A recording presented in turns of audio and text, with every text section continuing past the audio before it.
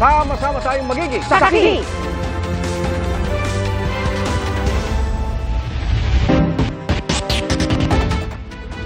Igan, kasunod ng surot, daga naman ang bumulaga sa ilang pasahero sa NAIA Terminal 3. Ang paliwanag dyan ng Manila International Airport Authority sa pagsaksi ni Tina Panganiban Perez.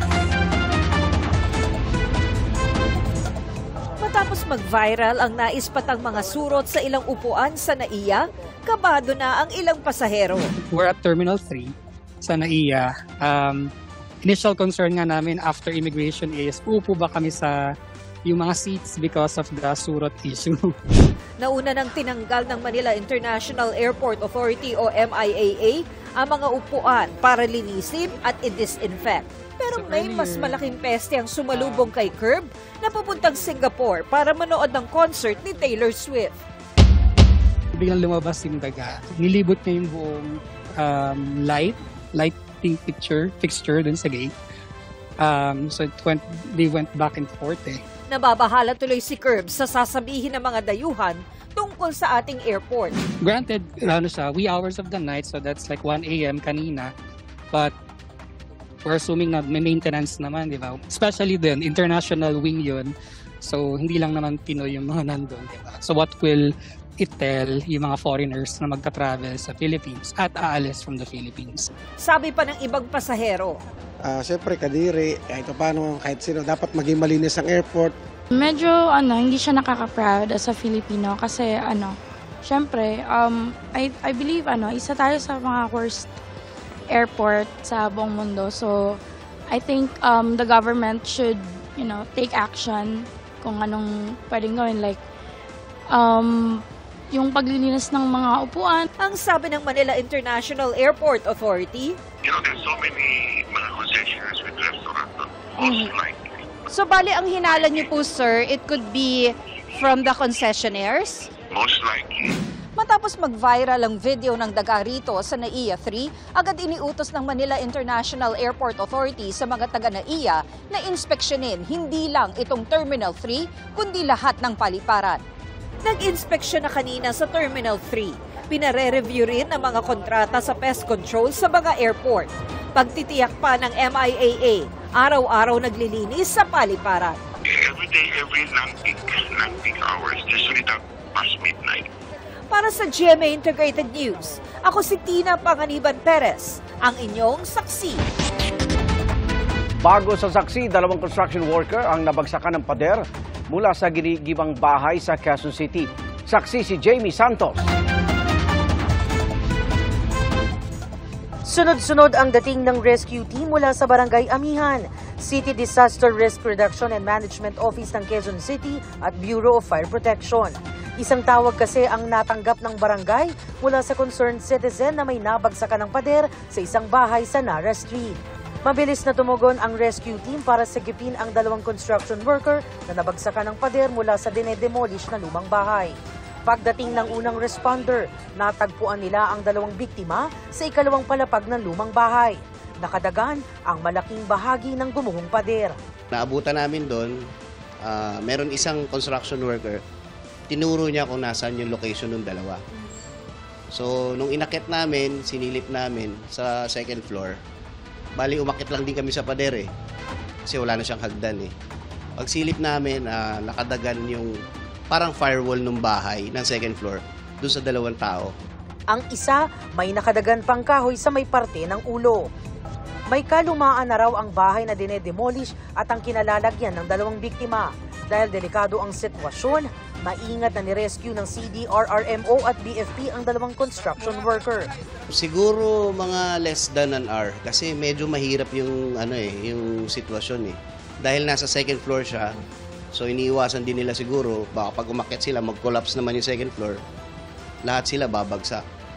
Agad itinakbo ang 2 construction workers sa ospital. Nung nakuha po yung 2, pareha silang may tama sa ulo Tapos yung isa parang fracture or bali yung paa niya. Tapos yung isa parang may nararamdaman din sa balikat. Ayon sa pamunuan ng Barangay Amihan, wala pang permit to demolish ang kontraktor ng gigibaing lumang bahay, bagaman nakapagsabi na ito sa kanila. Kaya raw dapat walang nagaganap na anumang demolisyon o paggiba sa lumang bahay. Kailangan daw kasi kumpleto muna ito ng kaukulang permit. Patuloy pa naming kinukuha ang panig ng may-ari. Tumanggi namang humarap sa kamera ang punong barangay, pero nakikipag-ugnayan naman daw sa kanya ang may-ari na nangakong sasagutin ng kanyang kontraktor ang pagpapagamot sa dalawang biktima. Tumangging magbigay ng pahayag ang kontraktor, pero nakikipag-ugnayan naman din daw ang kontraktor sa barangay. Para sa GMA Integrated News, Jamie Santos ang inyong saksi. Arestado sa magkahiwalay na operasyon sa Calabarzon ang dalawang suspect sa panggagahasa. Isa sa kanila, tatay na ng molestya at nakabuntis umano ng sariling anak. Saksi si John Consulta, exclusive. Tatawid na. Pepper. Malayo pa lang, naispatan na ang target ng operasyon sa Alfonso, Cavite. At paglabas ng suspect sa convenience store, agad siyang dinakma ng mga tauhan ng Regional Intelligence Division ng PRO-4A.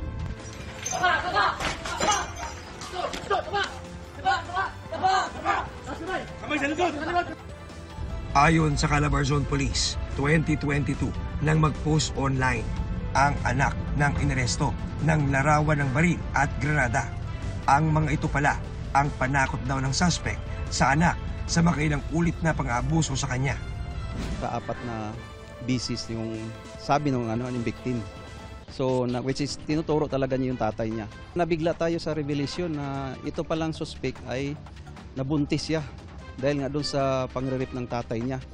Pinalaglag niya ito dahil nga sa utos din ng magulang niya. Huli naman sa hiwalay na operasyon sa Batangas ang gym instructor na ito.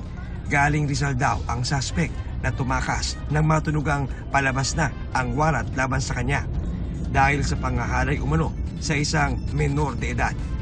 So, nagkaroon sila ng tiwala itong biktima sa kanya at ang ginawang pang-aabuso ay sa loob pa mismo ng gym. Nagpo-promote ng health fitness tapos sa likod pala, yun pala yung ito karumal-dumal na pangyayari na which is minor din ang victim.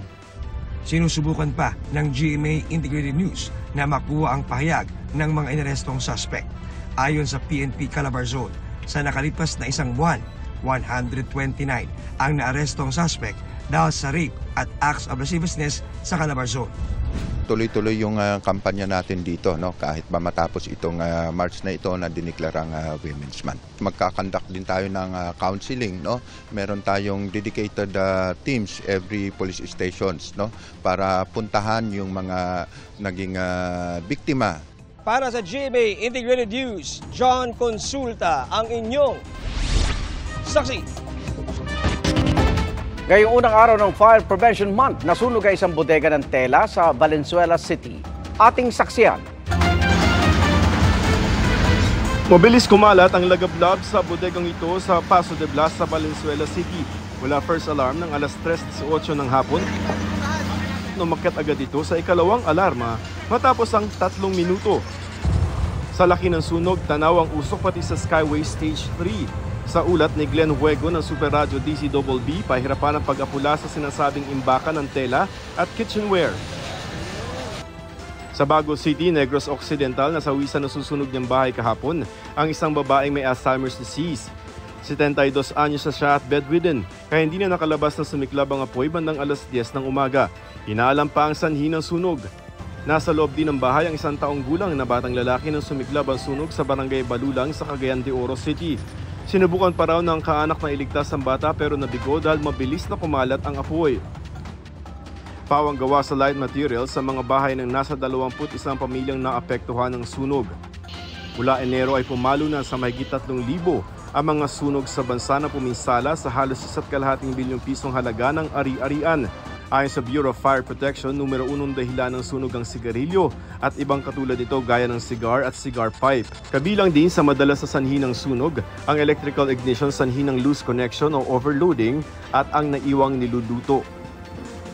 Sa unang araw ng Fire Prevention Month, ipinakita mga dagdag na pamatay sunog ng BFP tulad ng chopper ng AFP na may kakayanang magsaboy ng tubig at ang fire drone ng Mandaluyong CDRRMO na may kakayanang magbagsak ng mga kemikal na pamatay apoy. May unmanned na pamatay sunog din ng Manila CDRRMO. Pero aminado ang BFP na marami pang kulang. Meron tayong around 123 na municipalities na wala pa pong fire truck. Meaning wala pa ding fire station, meaning wala pa ding firefighters. Pero kumpiyansa raw sila mapupunan yan sa mga susunod na taon. Ang mahalaga raw sa ngayon ay ang kooperasyon ng taong bayan lalo sa ganitong panahon na tag-init na nga.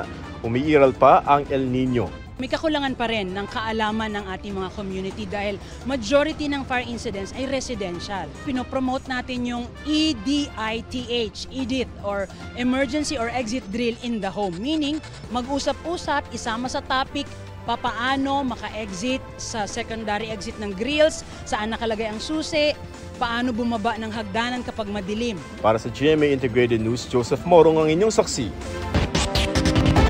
Nabalot ng takot ang ilang residente sa Calasiao, Pangasinan matapos may matagpuan na dambuhalang hunos o pinagbalatan ng ahas. Saksi, si Joan Ponsoy ng GMA Regional TV, 1 North Central Luzon. Makapal at mahabang-mahaba ang hunos na ito o pinagbalatan ng ahas na natagpuan malapit sa mga bahay sa Barangay Bod sa Calasiao, Pangasinan.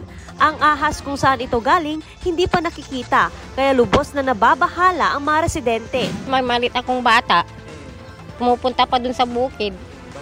Baka mamaya, hanapin ko yung anak ko, ano pala ng ahas. Natatakot po kami dahil may mga bata kami dito. Tapos malapit lang po kasi dun sa bahay namin yung nakuha yung dambuhalang lupos ng ahas na yun.